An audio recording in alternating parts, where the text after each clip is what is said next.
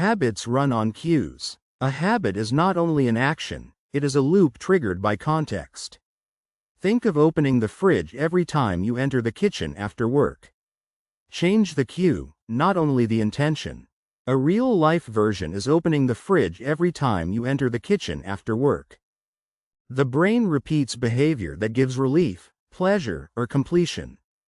Checking the phone reduces boredom for 10 seconds. Find the reward the habit is providing.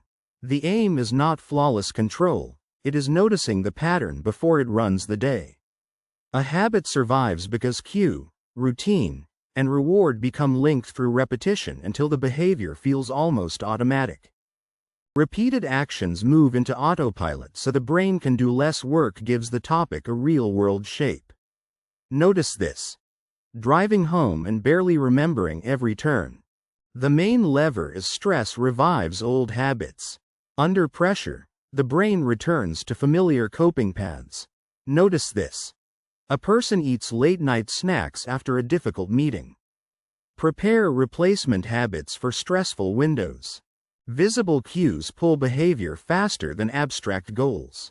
Concrete case. Cookies on the counter beat a health plan in a drawer. Make good actions easier to start. The simplest check is changed cues, added friction, and a replacement reward, because it replaces guessing with something observable. Make good actions easier to start becomes a clear next move. People act in ways that match how they see themselves. Imagine someone who says I am bad with money avoids budgeting. Build a small new identity through repeated proof. The response can aim at the cause instead of the symptom. The simple version is this. Breaking a habit means changing the loop, not only promising to behave differently. Even tiny obstacles can break a bad loop or support a good one. Picture. Logging out of shopping apps slows impulse purchases. Add friction to unwanted behavior. The pattern is visible when logging out of shopping apps slows impulse purchases. It shows why habits survive because cues and rewards run faster than conscious intention.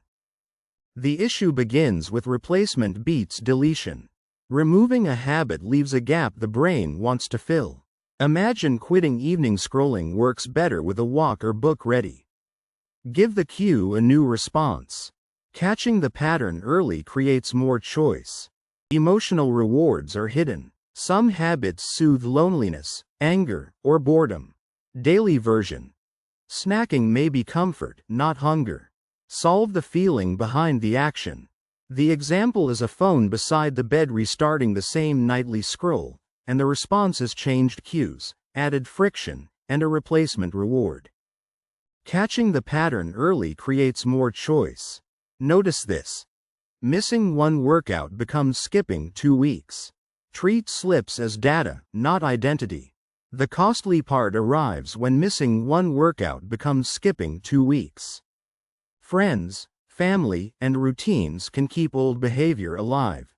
Imagine trying to spend less while meeting only in malls. Change the setting or script. Here, a phone beside the bed restarting the same nightly scroll shows why cues, rewards, environment, repetition, and identity matter more than a vague summary. The useful ending is this. Breaking a habit means changing the loop, not only promising to behave differently.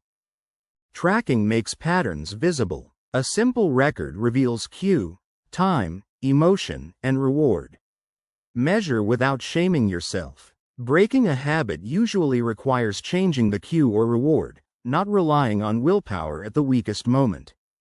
The clearest sign is noticing that impulse buys happen after stressful calls.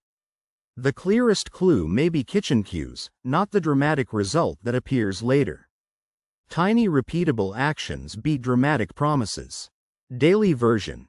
2 minutes of stretching after brushing teeth can become exercise identity. Start smaller than your ego wants. The clearest summary is this. Breaking a habit means changing the loop, not only promising to behave differently. The most useful evidence is often ordinary, phone placement, automatic routines, and whether the same signal appears again. Design the first minute. The beginning is often the hard part. Scene when placing shoes beside the bed removes morning negotiation. Prepare the start before motivation is needed. This scene should leave one concrete lesson: changed cues, added friction, and a replacement reward. What makes the topic useful is the connection between stress rewards and the decision that follows. Old loops have been practiced many times. Real case. A 10-year habit may not disappear after 3 inspired days. Expect repetition and keep returning. The useful win is a little more choice at the moment the habit starts. The everyday version is a 10-year habit may not disappear after 3 inspired days. It shows why habits survive because cues and rewards run faster than conscious intention. A practical check is automatic routines, then phone placement. Together they show whether the response matches the real cause. The brain needs a reward for the new path. Imagine checking off a habit gives a small completion signal. Reward the behavior you want repeated. The goal is to catch the pattern while there is still room to choose. The difficult moment is usually the cue, not the action itself. Once the cue appears, the brain is already preparing the familiar reward. Remove shame from review. Shame pushes people toward the same comfort habit. Notice this. Calling yourself weak after scrolling may trigger more scrolling. Use curiosity to adjust the system. The aim is not flawless control, it is noticing the pattern before it runs the day. Environment beats mood more often than people expect. A phone in another room changes the cue before the urge becomes a fight. Habits are hard to break because they live in cues, rewards, environments, and repeated identity stories. Willpower helps for a moment, but design helps every day. Change becomes easier when the cue is interrupted, the reward is replaced, and the new behavior is made easier than the old one. The old routine has a job, such as comfort, stimulation, escape, or relief, and the replacement must serve that job too.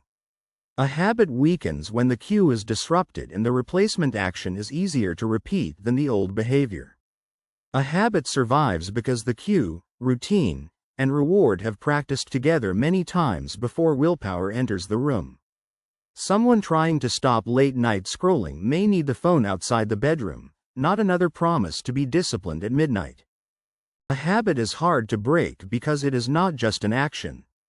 It is a loop that has learned when to start and what reward to expect.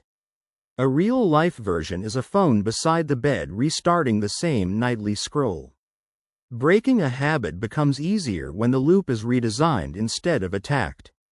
The replacement behavior has to be specific enough to repeat on a tired day, not only on a motivated one. Changing the room, the timing, or the first 2 minutes of behavior can interrupt the loop before willpower has to carry the whole fight. Changing the loop works better than attacking yourself. Alter the cue, make the old response inconvenient, and give the brain a replacement reward it can repeat. Change the cue, interrupt the routine, and give the brain a replacement reward that is easier to repeat than the old one. The new routine must be easier to repeat than the old one, especially during stress, boredom, or tiredness.